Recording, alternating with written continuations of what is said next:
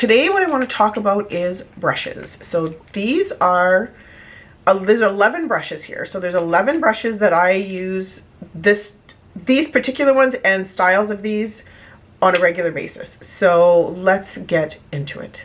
Hi, and welcome back to my channel. If you're returning, if you're new, my name is Audrey. I live in Northern Ontario, Canada, and I am 57 years old. Beauty enthusiast, certainly not a professional, but just here to share things that work for me and hopefully they might work for you. The first brush that I use is usually a stipple brush of some kind. You can see how this has got, like, it's, let's just get this to focus. It's sort of dense here, but then it's a little bit fluffier here. This one is from my Kitco. It's my smoothing foundation and it's the 0.14S. I use this brush to apply the glowy primer that I use on my face. I like it because it's stipple and it's not super dense, and it's great for light formulas. The next one I want to talk about, this brush actually I believe went viral over on TikTok, and it's from BK Beauty and it's the 101 brush. This is a foundation brush, or I use it for foundation. Honestly, I think you could use it for any cream product. It's very dense but also fluffy and soft. I like a dense brush to press in my foundation. I use pressing motions more than wiping motions, just because of when you have a lot of texture on your skin, when you're a bit more mature, it's better to press the product on. Again, I'm not a professional. These are just things that work for me. I like to press the product in rather than swipe it, because then it doesn't, if you swipe it, oh, the dryer's done. If you swipe it, it tends to sit on top of the texture. If you press it in, it looks a lot more natural.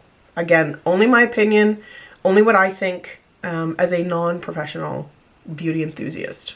BK 101. The next thing I do in my routine is generally bronzer. And I'll use two products, so cream bronzer and also a powder bronzer. For cream bronzer, I like this style of brush. This, I would call this a kabuki style of brush. It's sort of flat on the top and has dense bristles. This one is from Rephr Beauty, and it is the F26. They have this collection with these hot pink. This was actually gifted to me by the brand. I like this style because you can use it, again, pressing in the product rather than swiping it on. Using the flat top, you can really get that product in there. And so this is what I use for cream bronzer. For powder bronzer, I love this. This is from the Spectrum collections. This is their A01. Now, Spectrum has a number of brush collections, and they include the A01 in almost all of them. It's this beautiful, soft, fluffy brush that I use this for powder bronzer, to go over the cream bronzer, just to sort of set it and give it a little bit more, depth and dimension. But this is from the Malcolite, I believe is the name of the collection. But this A01 is in all of their collections that I've got, and I actually have a code for Spectrum as well, so I will pop that into the caption. So if you want to use it, you can go ahead. I think it gives you 20% off, and there's a bunch of stuff on sale too. So that is the powder bronzer. Cream blush. My favorite cream blush brush comes to me from Rare Beauty. I bought this. This is their, it's also angled, and if you can see, it's got a bit of a stipple on the top too. So it's very dense here, but it's stippled on the top. This is great for liquid blush and cream blush. Liquid blush and cream blush. I use this for both. My favorite cream blush brush that I have in all of the ones that I have. For powder blush, this is a brush that I've had this brush now, I'm gonna say, I don't know, 2 or 3 years. I won it in a giveaway.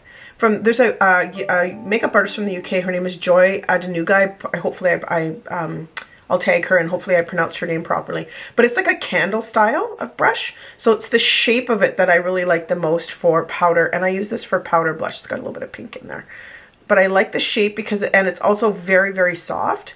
And it helps apply a bit more specifically than the bigger A01 from Spectrum. So that's why I like this one. For eyes, I have, these are from Rephr, a brush brand. They have, they're a really unique brand. They have this great sort of store that you can go to, and it's like a what do you call it? A prototype store. So you can go and try and comment and vote, and you get really good deals on them too. I'll put the link to their store. I don't have a code or anything, but I'll put the link in the caption so you can go and check it out. It's really cool. But what I always start with for eyes is, this is the number 15. This is like, I call this is like a big fluffy blender. It's super fluffy. I would use this for my transition shade. That would start my look, and just to start laying down a base for everything. The next one I would use, this is the number 14. It's actually a similar shape, but it's not quite as fluffy. It's a little bit more dense. So this is the brush I would use to put the color into the crease where I'm creating a bit of depth and dimension. So I love this brush too. These Rephr brushes are very sturdy. They're beautiful. I'll tell you what, the one thing I don't like about them is they're white. I much prefer a colored, just because, and they come clean. Like when you wash them, they come clean. They're perfectly fine, but they'll stain, right? And white stains, and there's nothing you can do about it. They just do. But I just like the look of them to look nice all the time. So sometimes it makes it so you don't want to use them. But anyways, that's neither here nor there. That's just a little personal preference. But yeah, so this is the next one that I would use, again, for putting a bit more of a dimension, or a bit more of a, like right in the crease color. Then to accentuate the depth on the outer corner of my eye, I do that because I have a hooded eye, number 1. And number 2, I like to do that to make my eye look a little wee bit bigger. This is the number 2 brush. So this is a flat, you can see how flat that is, and very dense. So you can use this, and you can pack on color on the outer corner of your eye. So that's what I like this one for. And then last but not least, the last eye brush. This one I did clean, but it does have a little bit. This is for, this is a very small, dense blender. So I use this to apply shade color to the lower lash line, and sort of in the lash line as well if I want to deepen up the lash line. Sorry, it's hard to see because of the camera doesn't want to focus on it. Maybe that's better. There we go. That's a bit better. No, it goes away again. Silly camera. But yeah, so those are the 11 brushes that I use for my makeup. Here they are. Now, I use these ones. I have conservatively far too many brushes. I have many versions of these styles of brushes. There are many brands that make this style of brush. You don't need this exact one. For foundation and cream products, you want something that's a bit more dense. And for powder products, you want something that's a bit more fluffy. For the eye, you need, really only need 1 or 2 brushes for the eye. You can do like a fluffy blender, and then one that's a little bit smaller for a bit more detail. It just really depends on what kind of makeup looks you're doing. Thanks for watching, if you stayed till the end. And if you did like this video, maybe give it a like, maybe subscribe to the channel. Let me know if you want to see more things like this. I'm going to link everything in the caption so that you can go and have a look at them yourself.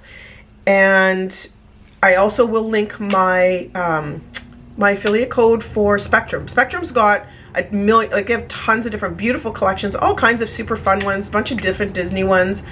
Let me know what you think. Let me know if you try any of these. I'd love to know. And I hope you guys have the best rest of the day. Have a good one. See ya.